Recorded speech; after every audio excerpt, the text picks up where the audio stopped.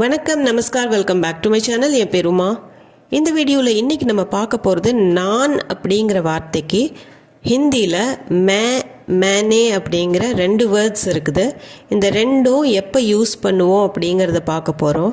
அதே மாதிரி எனக்கு, என்னை அப்படிங்கிறதுக்கு மே கூட கோ சேர்த்து முझे, मुझको, मेरे को அப்படிங்கிற 3 வேர்ட்ஸ் ஃபார்ம் ஆகி வரும். இதையும் எங்கே யூஸ் பண்ணுவோம் அப்படிங்கிறத பார்க்க போகிறோம். இது பெருசாக கிராமர்க்குள்ளெல்லாம் நான் போக போகிறதில்ல, இருந்தாலும் சின்ன சின்ன விஷயங்கள்லாம் உங்களுக்கு எக்ஸ்பிளைன் பண்ண போகிறேன். வீடியோவை ஸ்கிப் பண்ணாமல் கடைசி வரைக்கும் பாருங்கள். பிகினர்ஸ் இந்த விஷயத்தில் கொஞ்சம் தடுமாறுறாங்க, அவங்களுக்காக தான் இந்த வீடியோவை நான் உருவாக்குனது. இப்போது இந்த வீடியோவில் ஒரு 6 செட் ஆஃப் வேர்ட்ஸ் இதே ஆர்டரில் பார்க்க போகிறோம். இப்போ ஃபர்ஸ்ட் செட்டோட ஃபர்ஸ்ட் சென்டென்ஸ் பார்த்திங்கன்னா, நான் டிவி பார்த்து கொண்டிருக்கிறேன். மே டிவி தேக் ரஹா ஹூ. மேனா நான், டிவி, தேக்னானா பார்க்கறது, தேக் ரஹா ஹூ பார்த்து கொண்டிருக்கிறேன். இது சிம்பிளாக ஒரு ப்ரெசண்ட் கண்டினியூஸ் டென்ஸ். இந்த ரஹா ஹூ வந்தாலே கண்டினியூஸாக நான் பார்த்துட்டு இருக்கிறேன் அப்படின்னு சொல்கிறதுக்காக. இந்த இடத்துல ப்ரெசன்ட் டென்ஸில் நான் அப்படிங்கிறதுக்கு நான் மே யூஸ் பண்ணியிருக்கிறேன். நான் டிவி பார்த்து கொண்டு இருக்கிறேன், மே டிவி தேக் ரஹா ஹூ. இதுவே நான் டிவி பார்த்தேன் அப்படின்னு பாஸ்ட் டென்ஸில் இருந்ததுன்னா, மேனே டிவி தேக்கா. மே கூட நே சேர்த்திருக்கிறேங்க. மேனே டிவி தேக்கா. இந்த நே ஏன் வருது அப்படிங்கிறது பார்த்தீங்கன்னா, ஃபர்ஸ்ட் ஆஃப் ஆல் பாஸ்ட் டென்ஸில் இருக்குது இந்த சென்டென்ஸ். செகண்ட் பாயிண்ட் என்ன அப்படிங்கிறது பார்த்தீங்கன்னா, இதில் வினைச்சொல் தேக்கா, பார்க்கறக்கு தேக்னா. ஸோ வினைச்சொல் தேக்கா. இந்த தேக்காவுக்கு அதை மட்டும் எடுத்துட்டு என்ன பார்த்த, எதை பார்த்த அப்படின்னு நம்ம கேள்வி கேட்டோம்னா, டிவி பார்த்தேன் அப்படிங்கிற ஆன்சர் வரும். ஸோ அந்த ஆன்சர் கிடைச்சதுன்னா அது ட்ரான்சிட்டிவ் வேர்ப். இந்த மாதிரி சென்டென்ஸ் பாஸ்ட் டென்ஸில் இருக்கும்போதும் வினைச்சொல் ட்ரான்சிட்டிவ் வேர்பாக இருக்கும்போதும் இந்த நே கண்டிப்பாக வரும். மே நே டிவி தேக்கா. மே கூட நே சேர்த்து மேனே டிவி தேக்கா. அதனால தான் நான் டிவி பார்த்தேன் அப்படின்னு சொல்கிறதுக்கு இந்த இடத்துல மேனே டிவி தேக்கா அப்படின்னு வரும். நான் டிவி பார்த்தேன், मैंने टीवी देखा. ஸோ பாஸ்ட் டென்ஸில் நம்ம நே யூஸ் பண்ணுறோம், ட்ரான்சிட்டிவ் வேர்ப் கூட. मैंने टीवी देखा. அடுத்தது எனக்கு டிவி பார்க்கணும், मुझे टीवी देखना है. இந்த முझेங்கிறது மே ப்ளஸ் கோ. மே ப்ளஸ் கோவை மே கோ அப்படின்னு நம்ம சொல்ல முடியாது, முझेன்னு அது மாறிடும். மே ப்ளஸ் கோ मुझे. டிவி देखना है, டிவி பார்க்கணும். मुझे டிவி देखना है அப்படின்னு தான் நம்ம சொல்லுவோம். मुझको அப்படின்னு சொல்லலாம், ஆனால் இந்த கான்டெக்ஸ்டில் வராது. ஏன்னா முझेங்கிறது இந்த இடத்துல சப்ஜெக்ட். நான் பார்த்தேன், நம்ம சப்ஜெக்டை பற்றி பேசுகிறோம், நான் என்னை பற்றி நான் பேசுகிறேன், நான் டிவி பார்க்கணும் அப்படின்னு. அப்போது இந்த இடத்துல நான் मुझकोன்னு சொல்லாமல் मुझेன்னு தான் சொல்லுவேன். मुझे டிவி देखना है, எனக்கு டிவி பார்க்கணும், मुझे டிவி देखना है. ராம் எனக்கு டிவியை காட்டினான். இந்த இடத்துல பாருங்கள், ராம் நே मुझको டிவி दिखाया. இந்த मुझको மே கூட கோ சேர்த்து வர்றது தான். மே கோன்னு வராமல் मुझको அப்படின்னு தான் வரும். ராம் நே, மறுபடியும் நே ஏன் வருது? பாஸ்ட் டென்ஸில் இருக்குது. அது போக திகாயாங்கிற வினைச்சொல் என்ன காட்டினான், டிவியை காட்டினான் அப்படிங்கிற ஆன்சர் வருது. ஸோ அது ட்ரான்சிட்டிவ் வேர்ப். ராம் நே, ராம், முझ்கோன்னா எனக்கு. இந்த இடத்துல ஏன் முझ்கோ அப்படி சொல்கிறோம் அப்படின்னா, இந்த இடத்துல நான் சப்ஜெக்ட் கிடையாது, ராம் தான் சப்ஜெக்ட். ராம் தான் காட்டினான், எனக்கு காட்டினான். அந்த இடத்துல நான் சப்ஜெக்டாக இல்லாத இடத்துல முझ்கோ அப்படின்னு வரும். ஆனால் முझेன்னு கூட நம்ம யூஸ் பண்ணிக்கலாம், நம்ம சௌகரியத்துக்கு நம்ம யூஸ் பண்ணிக்கலாம். முझको, मुझे ரெண்டுமே யூஸ் பண்ணலாம். என்னோடய சஜஷன், நீங்கள் எல்லா சென்டென்ஸ்லேயுமே முझको வர்ற இடத்துலையுமே நீங்கள் मुझे யூஸ் பண்ணிக்கலாம், தப்பே கிடையாது. ஸ்போக்கன் ஹிந்தியில் அலவுடு. ராம் நே मुझे டிவி दिखाया, ராம் நே मुझको டிவி दिखाया, ரெண்டுமே கரெக்ட் தான். இப்போது எனக்கு டிவி பார்க்கணும். मेरे को टीवी देखना है. मेरे को அப்படின்னாலும் மே ப்ளஸ் கோ தான். ஆனால் मेरे को टीवी देखना है அப்படிங்கிறது டோட்டலாக தவறான ஒரு சென்டென்ஸ் தான் இது. मेरे कोங்கிற வேர்டு வந்து கிராமட்டிக்கலும் கிடையாது, அது கிராமரும் தப்பு தான். அதே சமயம் பேச்சு வழக்கிலையுமே ரொம்ப கொலோக்கியலாக பேசுகிற ஒரு வேர்ட் தான். மேரே கோக்கு பதிலாக நீங்கள் முझे அப்படிங்கிறது தான் யூஸ் பண்ணணும். மேரே கோ அப்படிங்கிறது கரெக்டான வேர்டு கிடையாது. அதனால தான் எனக்கு டிவி பார்க்கணும் அப்படிங்கிறதுக்கு முझे டிவி देखना है அப்படின்னு தான் சொல்லணுமே தவிர மேரே கோ டிவி देखना है அப்படின்னு நம்ம சொல்கிறது கிடையாது. அது ஒரு சில இடத்துல தப்பாக பேசுகிறது உண்டு. செகண்ட் செட் ஆஃப் வேர்டில் பார்த்தீங்கன்னா ஃபர்ஸ்ட் சென்டென்ஸ், நான் நாளைக்கு சென்னை போவேன். மே கல் சென்னை ஜாவுங்கா. இந்த இடத்துல நான் அப்படிங்கிறதுக்கு மேன்னு தான் நான் யூஸ் பண்ணியிருக்கிறேன். இது ஃப்யூச்சர் டென்ஸில் இருக்குது ஜாவுங்கா அப்படிங்கிறது. கல்னா நாளை, சென்னை ஜாவுங்கா சென்னைக்கு போவேன். மே கல் சென்னை ஜாவுங்கா சிம்பிள் ஃப்யூச்சர் டென்ஸ். ஸோ நான்கு மே மட்டும்தான் நான் யூஸ் பண்ணியிருக்கிறேன். நான் நாளைக்கு சென்னைக்கு போவேன், மே கல் சென்னை ஜாவுங்கா. இதுவே நான் சென்னைக்கு டிக்கெட் புக் பண்ணிட்டேன், இது பாஸ்ட் டென்ஸில் இருக்குது. मैंने சென்னை की டிக்கெட் புக் கர் லீ. मैंने அப்படின்னா நான். இந்த இடத்துல நான் ஏற்கனவே சொன்ன மாதிரி டிரான்சிட்டிவ் வேர்பாக இருக்கிறதுனால புக் கர் லீ அப்படின்னா பண்ணிட்டேங்கிற அர்த்தம்.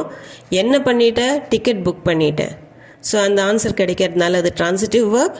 मैंने அப்படின்னா இந்த இடத்துல பாஸ்ட் டென்ஸில் நம்ம யூஸ் பண்ணிக்கிறோம் மே கூட. சென்னைக்கு டிக்கெட் புக் கர் லீ, புக் பண்ணிட்டேன். டிக்கெட்டுங்கிறது பெண்பால் வார்த்தை, அதனால் புக் கர் லீ அப்படின்னு தான் வரும், லியான்னு வராது. मैंने சென்னைக்கு டிக்கெட் புக் கர் லீ. मैंने சென்னைக்கு டிக்கெட் புக் கர் லீ. அடுத்தது, எனக்கு சென்னைக்கு போக பிடிக்கும். मुझे சென்னை जाना अच्छा लगता है. मुझे அப்படிங்கிறது அகெயின் மே ப்ளஸ் கோ சேர்ந்து தான் முझे. எனக்கு சென்னைக்கு ஜானா அப்படின்னா போகிறதுக்கு, அச்சா லக்தா ஹை பிடிக்கும், பசந்த் ஹை அப்படின்னு கூட சொல்லலாம். முझे சென்னை ஜானா பசந்த் ஹை அல்லது முझे சென்னை ஜானா அச்சா லக்தா ஹை. இந்த இடத்துல நான் என்னை பற்றி பேசுகிறேன், நான் தான் சப்ஜெக்ட், அதனால் நான் முझे மட்டும்தான் யூஸ் பண்ணுவேன், முझ்கோன்னு சொல்ல மாட்டேன். அடுத்தது, சீதா என்னை சென்னைக்கு அழைத்து செல்வாள். சீதா முझ்கோ சென்னை லே ஜாயேகி. இதுதான் கிராமட்டிக்கலி கரெக்ட். சீதா அப்படிங்கிறது தான் சப்ஜெக்ட். இதில் முझ்கோ அப்படிங்கிறது என்னை. சென்னை லே ஜாயேகி சென்னைக்கு அழைத்து செல்வாள். சென்னை லே ஜானா அப்படின்னா எடுத்துகிட்டு போகிறக்கும் லே ஜானான்னு சொல்லுவாங்க. சென்னை லே ஜாயேகி அப்படின்னா இந்த இடத்துல அழைத்து செல்வாள், கூட்டிகிட்டு போவா அப்படின்னு சொல்கிறதுக்கு லே ஜாயேகி. சீதா முझ்கோ சென்னை லே ஜாயேகி. நான் ஏற்கனவே சொன்ன மாதிரி நீங்கள் முझ்கோ அப்படின்னு பர்டிகுலராக யூஸ் பண்ணணுங்கிற அவசியம் கிடையாது. சீதா முझे சென்னை லே ஜாயேகி, எனக்குங்கிறதுக்கு முझे யூஸ் பண்ணிக்கலாம். சீதா முझे சென்னை லே ஜாயேகி அப்படின்னு சொல்லிக்கலாம். அடுத்த செட் ஆஃப் வேர்ட்ஸில் ஃபர்ஸ்ட் சென்டென்ஸ் பார்த்தீங்கன்னா, நான் வருகிறேன். மே ஆ ரஹா ஹூம். மே நான், ஆனானா வர்றது, ஆ ரஹா ஹூம் வருகிறேன். ப்ரெசன்ட் கண்டினியூஸ், சிம்பிள் ப்ரெசன்ட் கண்டினியூஸாக இருக்குது. ஸோ இந்த இடத்துல நான் வெறும் மே தான் யூஸ் பண்ணிக்கிறேன். மே ஆ ரஹா ஹூம். இதுவே நான் வர சொன்னேன் அப்படின்னா இது பாஸ்ட் டென்ஸில் இருக்குது. மேனே ஆனே கோ கஹா. அப்போ பாஸ்ட் டென்ஸில் வினைச்சொல் வந்து, அதாவது வேர்பு டிரான்சிட்டிவ் வேர்பாக இருக்குது. கஹானா சொல்கிறது, மேனேனா நான், ஆனேக்கோ வர, கஹா சொன்னேன். வினைச்சொல் கஹா சொல்கிறது. என்ன அப்படின்னு கேட்டிங்கன்னா வர்றதுக்கு சொன்னேன் அப்படிங்கிற ஆன்சர் கிடைக்குது. ஸோ அது டிரான்சிட்டிவ் வேர்ப். அதனால தான் இந்த மேனே ஆனேக்கோ கஹா, நான் வர சொன்னேன், மேனே ஆனேக்கோ கஹா. அடுத்தது, நான் வர வேண்டியது இருக்கும். मुझे आना होगा. இந்த இடத்துல நான் வர வேண்டியது இருக்கும் அப்படின்னா எனக்கு வர வேண்டியது இருக்கும் அப்படிங்கிற அர்த்தத்தில் தான் நம்ம ஹிந்தியில் சொல்கிறோம். அப்போது நான் என்னை பற்றி பேசும்போது मुझे आना होगा, முझे அப்படின்னா எனக்கு, ஆனா ஹோகா அப்படின்னா வர வேண்டியது இருக்கும், வர வேணும், வரணும் அப்படின்னு வச்சுக்கலாம். முझे ஆனா ஹோகா, நான் கண்டிப்பாக வரணும், கட்டாயம் வரணும் அப்படிங்கிற அர்த்தம். நான் வர வேண்டியது இருக்கும், முझे ஆனா ஹோகா. இந்த இடத்துல முझेன்னு யூஸ் பண்ணிக்கிறோம், முझे ஆனா ஹோகா. அவன் என்னை வர சொன்னான், உஸ்னே முझे ஆனே கோ கஹா. உஸ்னே மறுபடியும் உஸ் கூட நே சேர்த்திருக்கிறோம். பாஸ்ட் டென்ஸில் ட்ரான்சிட்டிவ் வேர்ப் கூட நே சேர்த்துவோம். உஸ் நே முझे ஆனே கோ அப்படின்னா வர்றதுக்கு, கஹா சொன்னான். உஸ்னே முझे ஆனே கோ கஹா அப்படின்னா அவன் என்னை வர சொன்னான். உஸ்னே முझे ஆனே கோ கஹா. ஆனால் நான் ஏற்கனவே சொன்ன மாதிரி நீங்கள் ரொம்ப கிராமட்டிக்கலில் பர்ஃபெக்டாக இருக்கணும்னு நினைக்கிறீங்கன்னா உஸ்னே முझको ஆனே கோ கஹா, ஏன்னா இங்கே சப்ஜெக்ட் வேறு யாரோ. உஸ்னே முझे ஆனே கோ கஹாவும் கரெக்டு. அடுத்தது 4th செட்டில் நான் எழுதுகிறேன் அப்படிங்கிறது மே லிக் ரஹா ஹூம். மே நான், லிக்னானா எழுதுறது, லிக் ரஹா ஹூம் எழுதுகிறேன். சிம்பிள் ப்ரெசன்ட் கண்டினியூஸ் மே லிக் ரஹா ஹூம், மே தான் வருது இதில். நான் எழுதினேன் அப்படின்னு பாஸ்ட் டென்ஸாக மாறுச்சுன்னா मैंने लिखा. இப்போது मैंने लिखा அப்படின்னு நம்ம சொல்கிறோம். மே கூட நே சேர்த்துருக்குறோம். நான்கு மேனேன்னு யூஸ் பண்ணியிருக்கிறோம். லிखा அப்படின்னா எழுதினேன், லிக்னானா எழுதுறது, லிखा அப்படின்னா எழுதினேன். இந்த இடத்துல இந்த வினைச்சொல் லிखा என்ன எழுதுனேன்னு கேட்டால் புத்தகம் எழுதுனேன், கடிதம் எழுதுனேன் அப்படிங்கிற ஆன்சர் வர்ற சான்ஸ் இருக்குது. அதனால தான் இது ட்ரான்சிட்டிவ் வேர்ப். அதனால் मैंने लिखा. நான் எழுத வேண்டும், मुझे लिखना चाहिए. मुझे அப்படின்னா எனக்கு அப்படிங்கிற அர்த்தத்தில் தான் இங்கே வரும். लिखना चाहिए அப்படின்னா எழுத வேண்டும். मुझे लिखना चाहिए. मुझेங்கிறது மே ப்ளஸ் கோ சேர்ந்து வர்ற வேர்டு தான் இந்த मुझे. மே கோன்னு சொல்லாமல், மேரே கோன்னு சொல்லாமல் मुझेன்னு தான் சொல்லணும். मुझे लिखना चाहिए, मुझे लिखना चाहिए. அடுத்தது ஷாம் என்னை கடிதம் எழுத சொன்னான். ஷாம் ने मुझे पत्र लिखने को कहा. மறுபடியும் பாஸ்ட் டென்ஸ் ட்ரான்சிட்டிவ் வேர்ப், அதனால் ஷாம் நே வருது. முझेனா என்னை.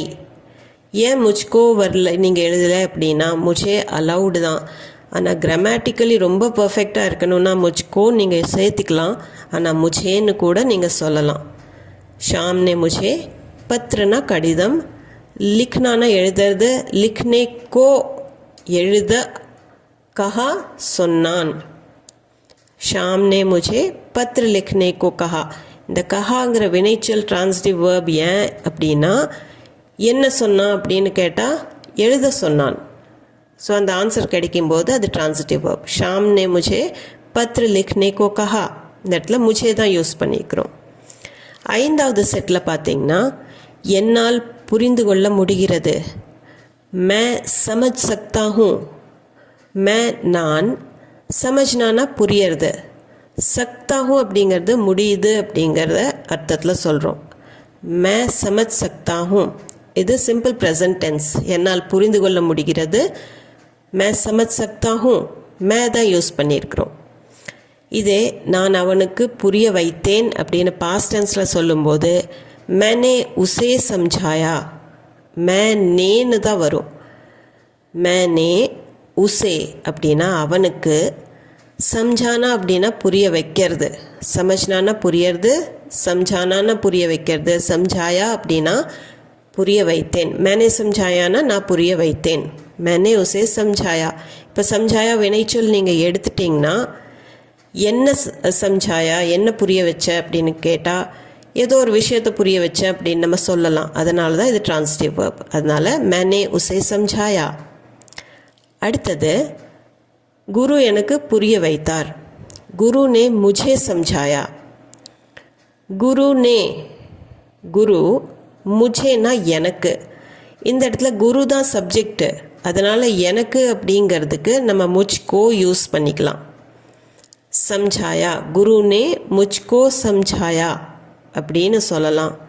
அல்லது குருனே முझे समझाया ரெண்டுமே கரெக்ட் தான். முझे கம்ஃபர்டபுளாக இருந்ததுன்னா நீங்கள் முझेவே யூஸ் பண்ணிக்கலாம். குருனே முझे समझाया. அடுத்தது 6th நம்ம செட் பார்க்க போகிறது நான் பேசுகிறேன்.